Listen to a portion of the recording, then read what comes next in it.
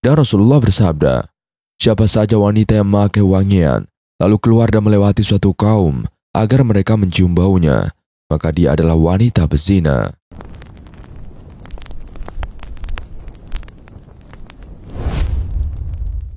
Assalamualaikum warahmatullahi wabarakatuh. Sahabat beriman yang dirahmati Allah Subhanahu wa Ta'ala. Islam mengajarkan bahwa perilaku manusia, baik laki-laki maupun perempuan, menentukan nasib akhirat mereka. Berdasarkan ajaran Al-Quran dan Hadis, berikut adalah 10 golongan wanita yang diyakini akan menjadi penghuni neraka jika mereka tidak bertaubat dan memperbaiki perilaku mereka. 1. Wanita yang tidak menutup aurat. Menurut ajaran Islam, menutup aurat adalah kewajiban bagi setiap muslimah, dan dalam Al-Quran Allah Ta'ala berfirman, dan katakanlah kepada perempuan-perempuan yang beriman, supaya mereka menahan pandangan mereka dan memelihara kemaluan mereka, dan janganlah mereka menampakkan perhiasan mereka, kecuali yang biasa tambah daripadanya, dan hendaklah mereka menutupkan kain kudung ke dada mereka. Quran Surat An-Nur ayat 31. Wanita yang tidak menutup aurat dan memperlihatkan bagian tubuh yang seharusnya tertutup dianggap melanggar perintah Allah dan berisiko mendapatkan hukuman di akhirat. 2. Wanita yang durhaka kepada suami. Islam menekankan pentingnya hubungan harmonis antara suami dan istri. Rasulullah SAW bersabda, jika seorang istri mengerjakan sholat 5 waktu, berpuasa di bulan Ramadan, menjaga kehormatannya dan taat kepada suaminya, maka akan dikatakan kepadanya, masuklah ke dalam surga dari pintu mana saja yang kamu sukai. Hadis riwayat Ahmad. Wanita yang tidak menghormati suaminya dan tidak memenuhi kewajiban sebagai istri, durhaka kepada suami, dianggap sebagai salah satu golongan yang akan mendapatkan azab di akhirat. 3. Wanita yang berzina. Zina adalah salah satu dosa besar di dalam Islam. Al-Quran sangat jelas melarang perbuatan ini, dan janganlah kamu mendekati zina, sesungguhnya zina itu adalah suatu perbuatan yang keji dan suatu jalan yang buruk.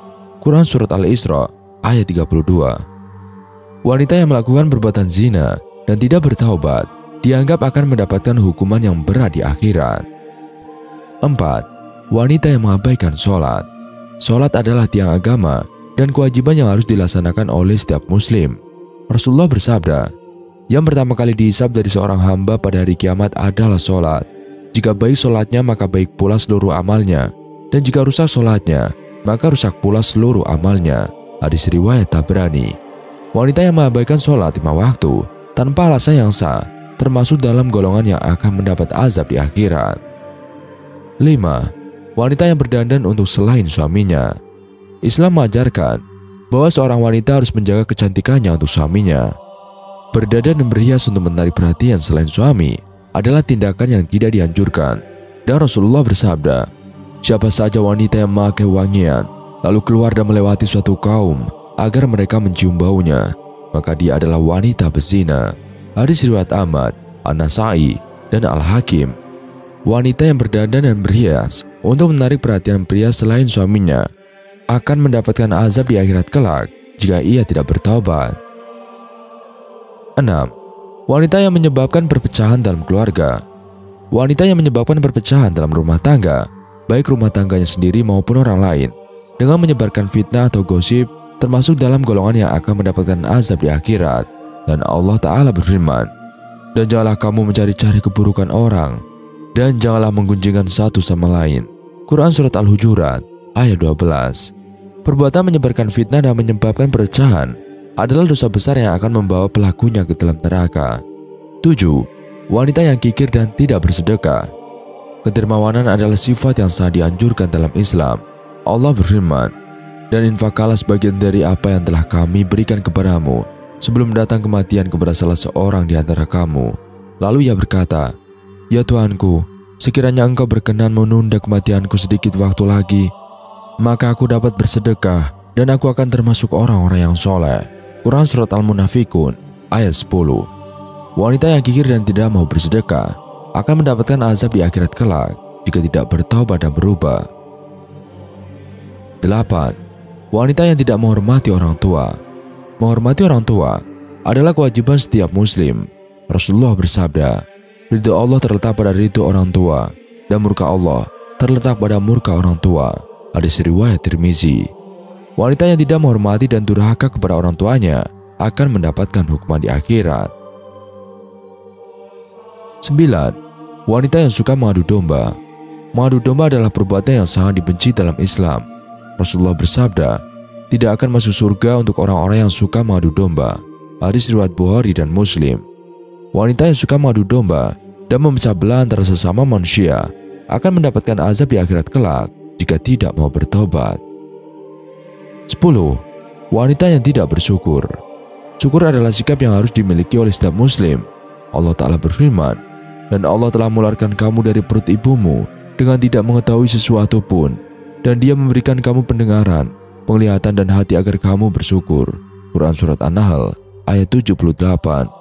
Wanita yang tidak bersyukur atas nikmat yang diberikan Allah dan selalu merasa kurang akan mendapatkan hukuman di akhirat kelak jika tidak berubah dan bertaubat.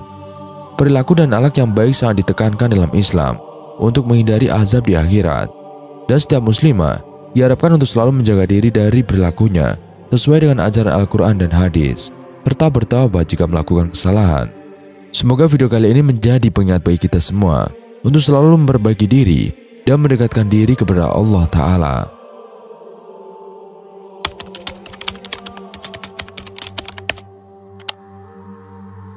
Topik mengenai apakah perempuan menjadi penghuni neraka terbanyak seringkali memunculkan diskusi yang hangat di kalangan umat Islam. Pemahaman ini seringkali didasarkan pada beberapa hadis Nabi Muhammad yang menyebutkan bahwa mayoritas penghuni neraka adalah wanita. Dan di video kali ini akan mengeksplorasi pandangan tersebut dari perspektif Al-Quran dan hadis, serta memberikan analisis dari berbagai ulama untuk memahami konteks dan maknanya. Beberapa hadis memang menyebutkan bahwa mayoritas penghuni neraka adalah wanita. Salah satu hadis yang paling sering dikutip adalah sebagai berikut. Rasulullah bersabda, "Aku melihat ke dalam surga, maka aku melihat kebanyakan penduduknya adalah fuqara atau orang-orang kafir. Dan aku melihat ke dalam neraka, maka aku melihat kebanyakan penduduknya adalah wanita." Hadis riwayat Bukhari dan Muslim. Dalam hadis lain, Rasulullah menjelaskan alasan di balik pernyataan tersebut. "Aku pernah berdiri di pintu surga. Ternyata kebanyakan yang memasukinya adalah orang-orang miskin, sedangkan orang-orang kaya ditahan oleh kekayaan mereka. Aku juga pernah berdiri di pintu neraka. Ternyata kebanyakan yang memasukinya adalah wanita." Dan para sahabat bertanya, "Mengapa demikian wahai Rasulullah?" Beliau menjawab, "Karena kekufuran mereka." Mereka bertanya lagi, "Apakah mereka kufur kepada Allah?" Beliau menjawab, "Tidak, tetapi mereka kufur terhadap suaminya dan mengkufuri kebaikan suaminya. Dan jika engkau berbuat baik kepada salah seorang dari mereka sepanjang masa, kemudian dia melihat sesuatu yang tidak dia sukai darimu, maka dia akan berkata, 'Aku tidak pernah melihat kebaikan sedikit pun darimu.'" Hadis riwayat Bukhari. Para ulama memberikan berbagai penjelasan mengenai hadis ini yang seringkali mencakup konteks sejarah dan sosial pada masa Nabi Muhammad SAW. Dan beberapa penjelasan penting adalah sebagai berikut. Konteks sosial dan budaya. Pada masa Rasulullah, peran sosial dan hak-hak wanita sangat terbatas, dan banyak dari mereka mungkin tidak mendapatkan pendidikan yang memadai mengenai agama dan moralitas. Hal ini bisa jadi mempengaruhi perilaku mereka, dan hadis tersebut bisa jadi mencerminkan kondisi sosial pada masa itu, di mana wanita mungkin lebih rentan terhadap perilaku yang digambarkan dalam hadis tersebut. Yang kedua, peringatan dan motivasi. Hadis tersebut berfungsi sebagai peringatan bagi wanita untuk memperbaiki perilaku dan berusaha lebih keras dalam ketaatan kepada Allah dan suami mereka. Rasulullah sering menggunakan bahasa yang tegas untuk memberikan peringatan keras agar para sahabat dan umat Islam pada umumnya lebih berhati-hati dalam berperilaku. 3. Penekanan pada akhlak dan perilaku. Hadis ini lebih menekankan pentingnya akhlak dan perilaku yang baik bagi pria maupun wanita. Perilaku seperti tidak bersyukur, durhaka kepada suami, dan tidak menunaikan kewajiban agama adalah perilaku yang dikecam dalam Islam.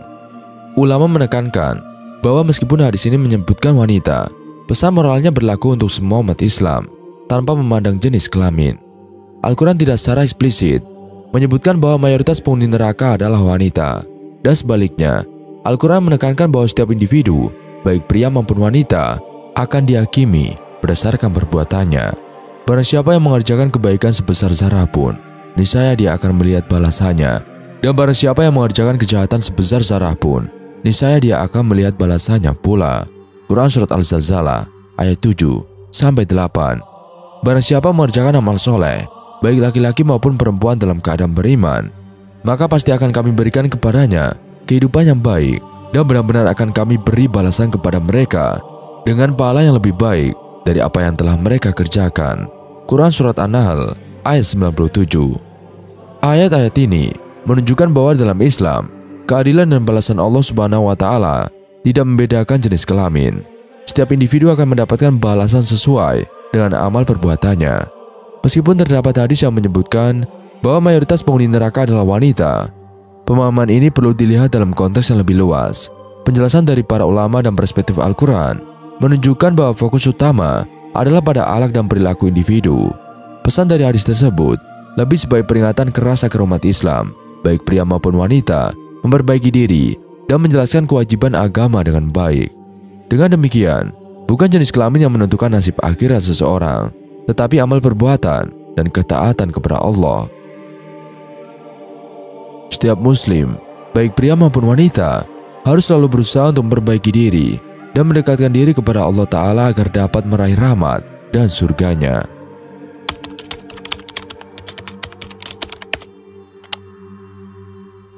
Dalam sebuah hadis yang diriwayatkan At-Tirmizi dan Ibnu Hibban serta disahihkan oleh Al-Albani, Rasulullah SAW pernah menyebutkan 4 golongan orang yang haram tersentuh api neraka.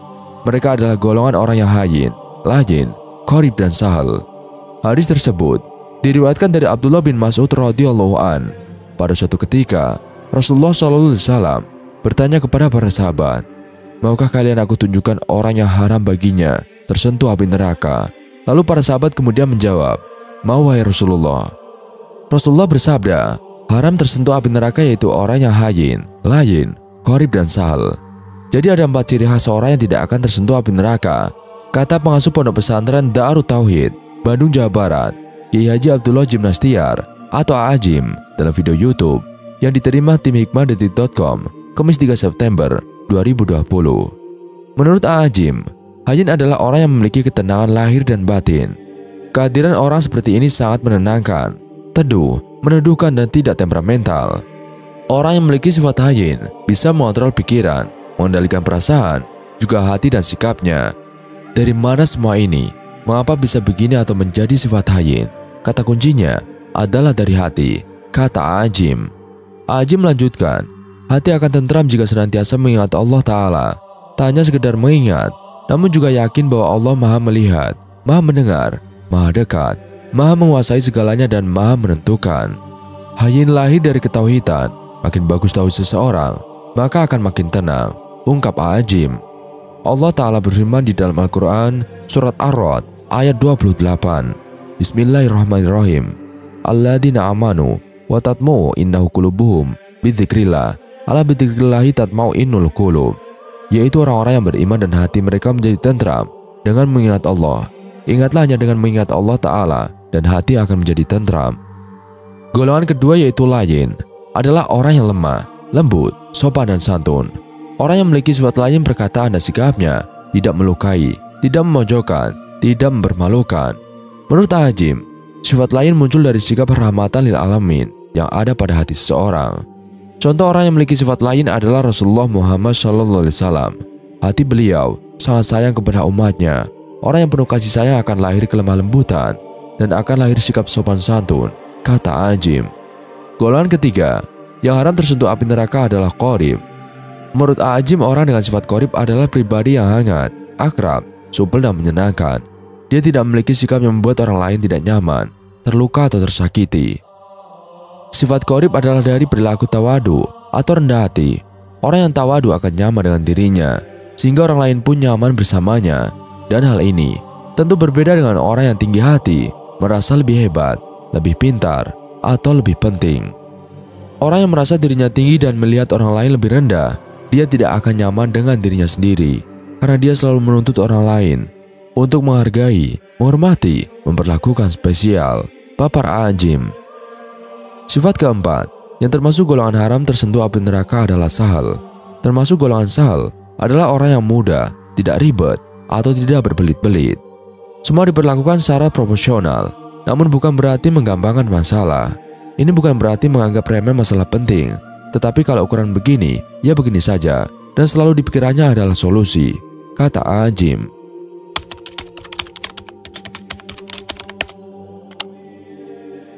Dan berikut 7 dosa yang tidak diampuni oleh Allah Ta'ala. 1. Syirik. Dosa besar pertama yang tidak diampuni oleh Allah Subhanahu wa Ta'ala adalah syirik atau menyekutukan Allah. Syirik adalah perbuatan yang menyekutukan atau menyembah selain Allah, seperti menyembah patung, batu, matahari, bulan, dan objek lainnya. Syirik merupakan bentuk penyembahan yang sangat dikecam dalam Islam karena menempatkan makhluk atau benda pada posisi yang hanya layak bagi Sang Pencipta. Syirik tidak hanya melibatkan penyembahan terhadap objek fisik, tetapi juga termasuk memohon bantuan atau perlindungan kepada selain Allah, baik melalui ritual, doa, atau tindakan lain yang seharusnya ditujukan hanya kepada Allah Ta'ala. Allah berfirman dalam surat An-Nisa ayat 116 mengenai syirik sebagai dosa yang tidak akan diampuni.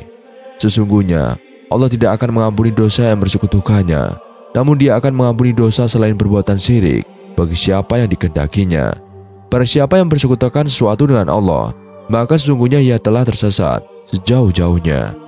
Ayat ini menegaskan bahwa syirik adalah pelanggaran paling berat dalam Islam. Dan dalam perspektif tauhid, konsep keesaan Allah adalah inti dari iman seorang muslim. Tauhid berarti meyakini bahwa Allah adalah satu-satunya Tuhan yang layak disembah, tanpa ada sekutu ataupun tandingan. Oleh karena itu, menyekutukan Allah dengan apapun adalah pengkhianatan terbesar terhadap prinsip keesaan ini. Syirik memiliki berbagai bentuk, termasuk syirik besar, syirik akbar, syirik kecil, syirik asghar. Syirik besar adalah tindakan menyembah selain Allah atau mempercayai adanya kekuatan lain yang setara dengan Allah. Sementara syirik kecil mencakup perbuatan yang tampaknya kecil, tetapi mengarah pada pengagungan selain Allah, seperti riya atau beramal untuk dilihat orang. Dampak syirik tidak hanya terbatas pada aspek teologis, tetapi juga berdampak sosial dan moral. Syirik menghancurkan fondasi moralitas dan keadilan karena mendasarkan tindakan manusia pada prinsip yang salah. Penyembahan terhadap benda mati atau makhluk selain Allah seringkali melibatkan praktik-praktik yang merusak tatanan sosial, seperti perbudakan, penindasan, dan eksploitasi. Dalam masyarakat yang menyekutukan Allah, keadilan dan kebenaran menjadi kabur karena norma-norma moral didasarkan pada hal-hal yang tidak benar dan tidak adil. Lebih dari itu, syirik mengakibatkan jauhnya manusia dari rahmat dan petunjuk Allah. Mereka yang melakukan syirik telah tersesat jauh dari jalan yang benar, sebagaimana yang disebutkan dalam ayat tersebut. Kesesatan ini membawa mereka kepada kehidupan yang penuh dengan kegelapan dan kebingungan, serta menjauhkan mereka dari tujuan utama penciptaan manusia, yaitu menyembah Allah dan mengikuti petunjuknya. Dengan memahami betapa seriusnya dosa syirik, umat Islam diingatkan untuk menjaga kemurnian tauhid dalam setiap aspek kehidupan. Ini termasuk menghindari segala bentuk praktik yang dapat merusak keimanan dan mengarahkan hati serta pikiran hanya kepada Allah. Dalam menjalani kehidupan sehari-hari, umat Islam diajarkan untuk selalu memohon perlindungan kepada Allah dan segala bentuk syirik, baik yang tampak jelas maupun yang tersembunyi. Dengan demikian, mereka diharapkan dapat hidup dalam naungan rahmat dan petunjuk Allah, serta terhindar dari dosa yang tidak terampuni ini. 2. Sihir. Dosa besar yang tidak diampuni selanjutnya adalah sihir. Dalam mengajarkan sihir kepada manusia, Syaitan tidak memiliki maksud kecuali agar manusia menjadi musyrik. Betapa banyaknya manusia yang tersesat saat mempelajari ilmu sihir dan menyangka bahwa hukum sihir hanya haram. Mereka tidak menyangka bahwa hukum sebenarnya adalah kufur. Dalam Al-Quran, ditemukan ayat-ayat yang membicarakan tentang sihir, seperti pada surat Al-Baqarah ayat 102 berikut. Mereka mengikuti apa yang dibacakan oleh syaitan-syaitan pada masa pemerintahan Sulaiman. Sulaiman tidaklah kafir, tetapi syaitan-syaitan itulah yang kafir. Mereka mengajarkan sihir kepada manusia dan apa yang diturunkan kepada dua malaikat di negeri Babilonia, yaitu Harut dan Marut. Keduanya tidak mengajarkan sesuatu kepada seseorang tanpa mengatakan, "Kami hanyalah cobaan bagimu, oleh karena itu, janganlah kafir." Mereka mempelajari dari keduanya apa yang dapat memisahkan seorang suami dari istrinya. Mereka tidak akan dapat mencelakakan seseorang dengan sihir kecuali dengan izin Allah. Mereka mempelajari sesuatu yang merugikan dan tidak memberikan manfaat kepada mereka. Sesungguhnya, mereka sudah mengetahui bahwa barang siapa yang memperoleh atau menggunakan sihir itu tidak akan mendapat keuntungan di akhirat. Dan sungguh, perbuatan mereka yang menjual diri mereka dengan sihir sangat buruk jika manusia mengetahui. 3. Membunuh jiwa. Membunuh jiwa adalah menghilangkan nyawa seseorang dengan sengaja karena alasan dendam, iri hati, fitnah atau karena yang lain, tidaklah dibenarkan dalam Islam. Barang siapa yang melakukannya, maka Allah akan menghukum dengan menjebloskan mereka ke neraka jahanam. Hal ini sebagaimana tercantum dalam Al-Quran Surat Al-Ma'idah ayat 32. Allah Ta'ala berfirman, "Oleh karena itu, kami tetapkan suatu hukum bagi Bani Israel, bahwa siapapun yang membunuh seorang manusia tanpa alasan yang sah, atau tanpa menyelesaikan perkara pembunuhan, atau tanpa membuat kerusakan di muka bumi, maka seolah-olah dia telah membunuh seluruh umat manusia. Dan siapapun yang memelihara kehidupan seseorang manusia, maka seolah-olah dia telah memelihara kehidupan seluruh umat manusia. Sesungguhnya, Rasul-Rasul kami telah datang kepada mereka dengan membawa keterangan-keterangan yang jelas. Namun banyak di antara mereka setelah itu sungguh-sungguh melampaui batas dalam berbuat kerusakan di muka bumi." 4. Memakan harta anak yatim. Islam mengajarkan untuk senantiasa mengasihi dan melindungi anak yatim. Bahkan Allah menjelaskan bahwa bersedekah kepada anak yatim adalah sebuah keutamaan yang sangat tinggi dalam ajaran agama Islam. Mengasihi anak yatim bukan hanya sekedar anjuran, tetapi juga merupakan tindakan mulia yang sangat dianjurkan dalam Al-Quran dan hadis-hadis Nabi Muhammad SAW. Anak yatim adalah mereka yang kehilangan ayah sebelum mencapai usia dewasa, sehingga mereka seringkali kehilangan penopang utama dalam hidup mereka. Rasulullah bersabda, "Aku dan orang-orang yang melihara anak yatim seperti ini di surga," seraya mengisyaratkan dengan kedua jarinya yang dirapatkan. Hal ini menunjukkan betapa dekatnya kedudukan orang yang peduli dan mengurus anak yatim dengan Rasulullah di akhirat kelak. Memelihara dan memperhatikan kesejahteraan anak yatim adalah salah satu bentuk ibadah yang sangat dianjurkan, dan hal ini juga mencerminkan nilai-nilai kasih sayang, empati, dan tanggung jawab sosial dalam Islam. Oleh karenanya, bagi siapa saja yang berani memakan harta anak yatim dengan cara yang tidak sah, mereka termasuk golongan orang-orang yang zalim dan akan menerima hukuman di neraka. Memakan harta anak yatim berarti mengambil hak yang bukan miliknya dan melakukan kezaliman terhadap makhluk yang paling rentan dan membutuhkan perlindungan. Allah Ta'ala berfirman dalam Al-Quran, "Sesungguhnya orang-orang yang memakan harta anak yatim secara zalim, sebenarnya mereka itu menelan api sepenuh perutnya dan mereka akan masuk ke dalam api yang menyala-nyala atau neraka." Quran Surat An-Nisa ayat 10.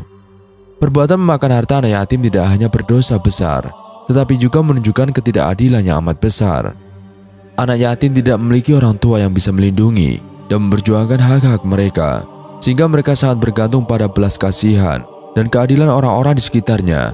Oleh sebab itu, merampas harta anak yatim adalah perbuatan yang sangat keji dan tidak manusiawi. Islam sangat menekankan pentingnya keadilan dan juga perlindungan terhadap yang lemah dan membutuhkan. Tindakan mengasihi, melindungi dan menolong anak yatim adalah bagian integral dari ajaran ini. Dan dalam berbagai kesempatan, Nabi Muhammad SAW selalu menekankan betapa pentingnya umat Islam untuk memperhatikan anak yatim, memberikan mereka kasih sayang, dan memastikan bahwa hak-hak mereka terpenuhi. Dengan demikian, perbuatan baik terhadap anak yatim bukan hanya akan mendatangkan pahala yang besar di sisi Allah, tetapi juga membawa berkah dan kebaikan dalam kehidupan di dunia. Sebaliknya, perilaku zalim terhadap mereka akan mendatangkan murka Allah dan hukuman yang berat di akhirat. Ini menunjukkan betapa seriusnya konsekuensi dari tindakan tersebut dan betapa pentingnya bagi umat Islam untuk selalu menjaga amanah dan kepercayaan yang diberikan, khususnya dalam hal mengurus dan menjaga harta anak yatim. Seperti yang diceritakan dalam salah satu riwayat, sahabat Abu Hurairah radhiyallahu an, bahwa dijelaskan pada suatu saat ia mendengar seorang laki-laki yang mengadu kepada Rasulullah karena hatinya yang keras. Nabi kemudian menyuruh orang tersebut untuk memberi makan kepada orang miskin dan mengusap kepala anak yatim, yang dijelaskan dalam hadis di bawah ini. Dari Abu Hurairah bahwa terdapat seorang laki-laki mengadu kepada Nabi tentang hatinya yang keras, maka Nabi bersabda, "Berilah makanan kepada orang miskin dan usaplah kepala anak yatim."